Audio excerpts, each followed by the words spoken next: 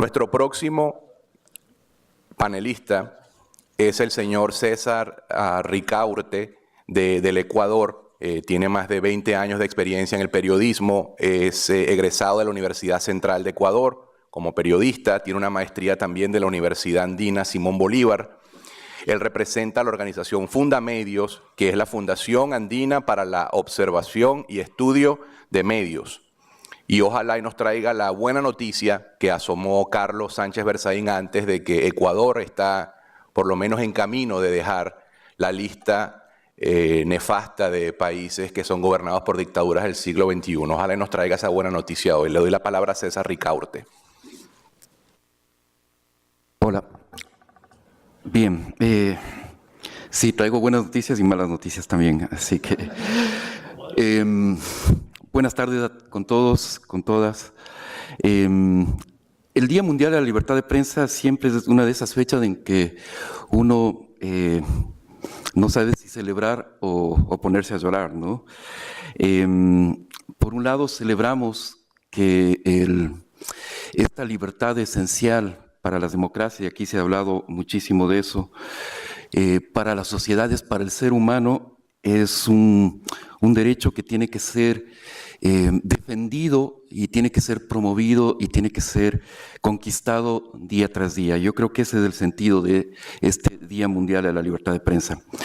Pero también hay que reconocer que en los últimos años la libertad de prensa no goza de buena salud en todo el mundo. Hay retrocesos importantes y esos retrocesos importantes también se ven en nuestra América.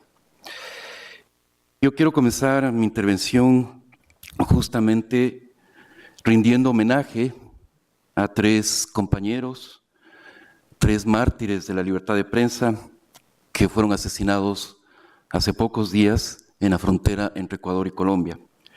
Javier Ortega, Paul Rivas y Efraín Segarra.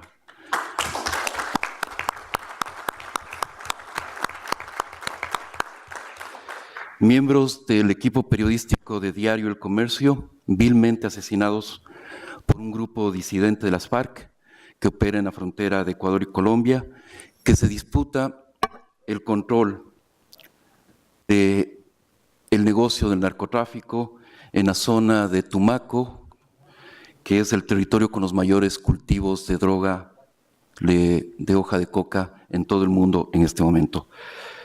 Javier, Paul, Efraín solamente fueron a hacer su trabajo, fueron a hacer una cobertura después de varios episodios de violencia en esa frontera y fueron primero secuestrados 3 semanas y luego vilmente asesinados.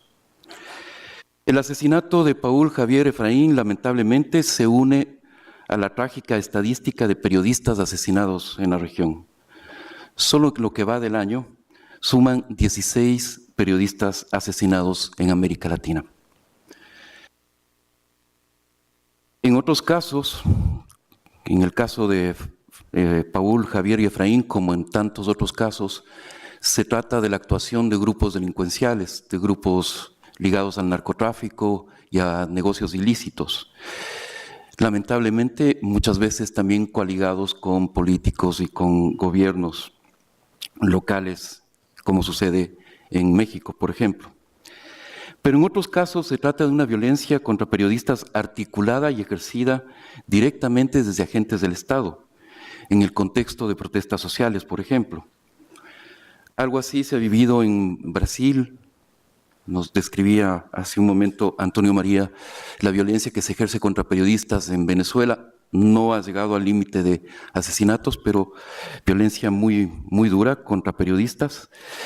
Pero tenemos que recordar también en este día la situación vivida en Nicaragua, con 30 asesinatos en las calles por parte de las fuerzas de seguridad de Daniel Ortega y los grupos paramilitares de las juventudes sandinistas, y en donde también se cobraron la vida de un periodista, el periodista Ángel Gaona, asesinado por balazos por la espalda, mientras transmitía en vivo las protestas públicas en Nicaragua.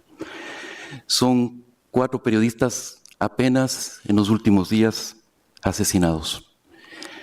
Y esa es la parte más extrema, digamos, de una situación que obviamente es una situación que no invita al optimismo.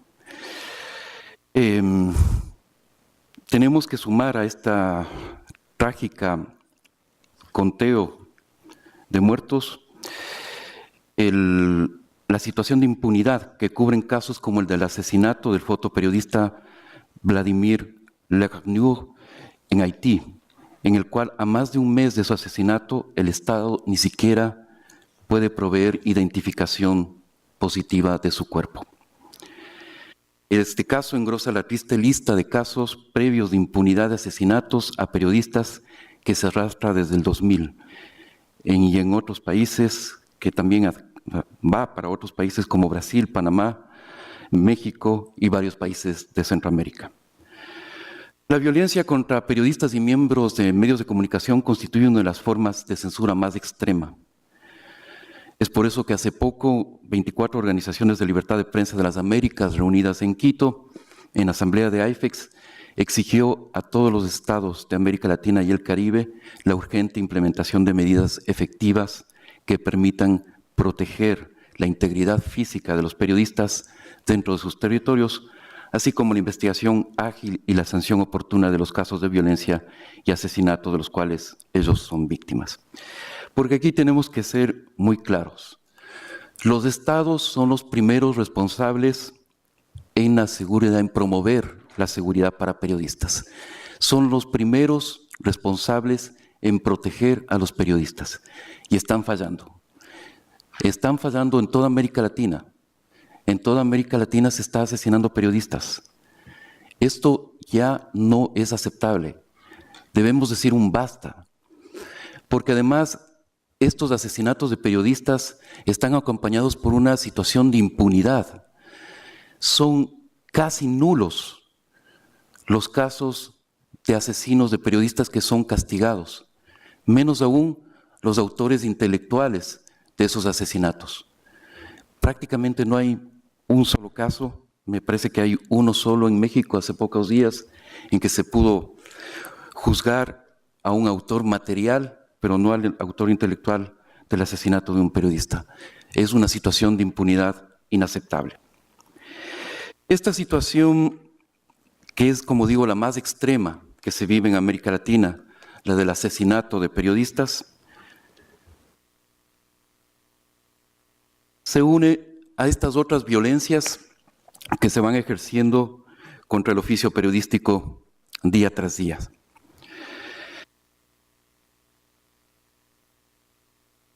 En América Latina, ya se ha hablado aquí lo suficiente, pero quiero recordar, se están consolidando regímenes autoritarios y otros regímenes que ya son absolutamente dictaduras, como el caso, obviamente, de Venezuela, de Nicaragua y Cuba, que seguramente Joanny ya nos va a hablar, que es la dictadura más antigua. Ahora bien, se me decía hace un momento que quizás pueda traer buenas noticias del caso ecuatoriano. Y sí quería yo hablar unos breves minutos del caso ecuatoriano, en el sentido de un caso que me parece paradigmático de un país que está transitando de un régimen autoritario hacia una democracia. Lo traigo acá a colación, pues creo que puede ser un caso de laboratorio en el cual se pueda aislar y rastrear cómo se inocula el virus del autoritarismo.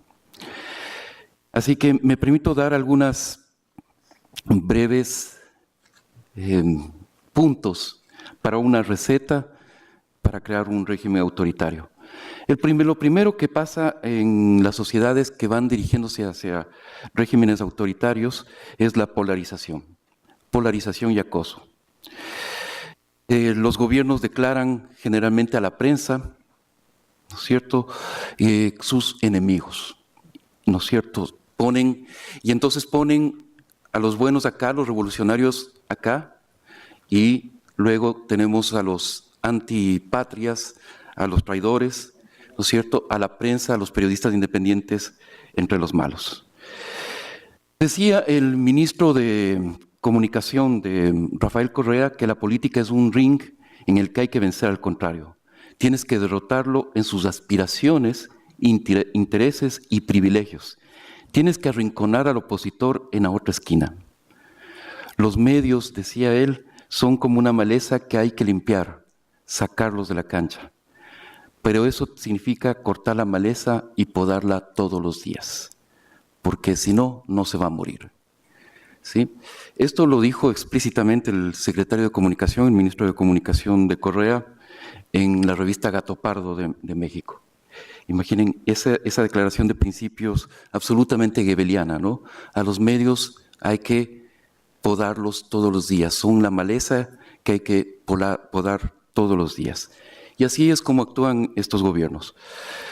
Entonces se adopta una estrategia de polarización, de descalificación constante. A la prensa hay que estigmatizarla, ¿no es cierto? Hay que todos los días decir lo mala que es, lo mediocre, se les llama sicarios de tinta, se los insulta, etcétera, etcétera, hasta arrinconarlos.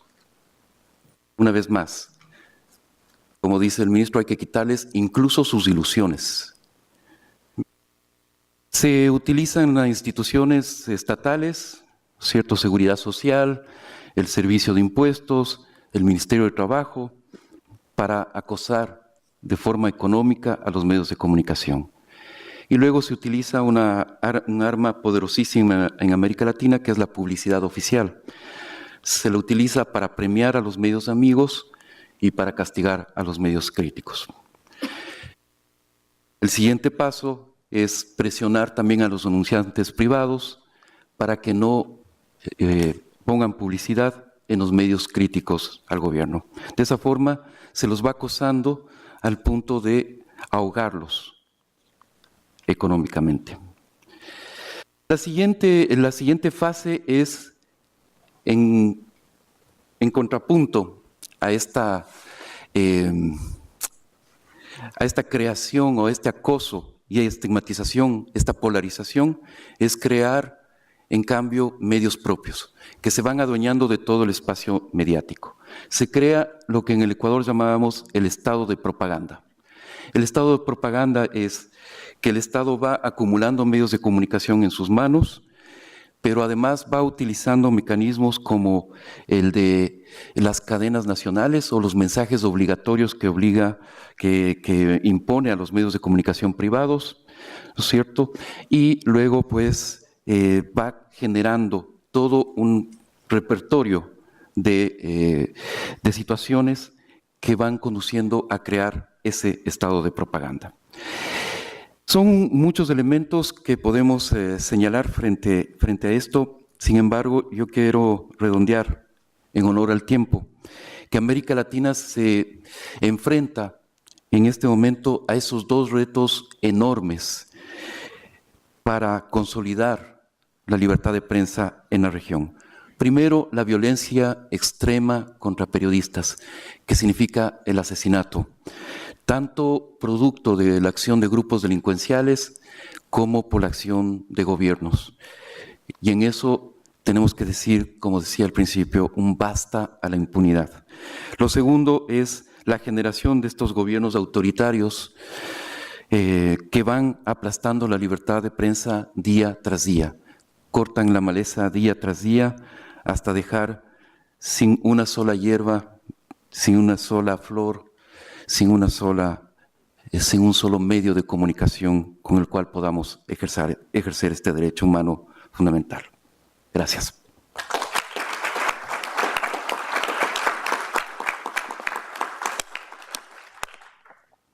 Muchas gracias al señor César Ricaurte de la Fundamedios de Ecuador.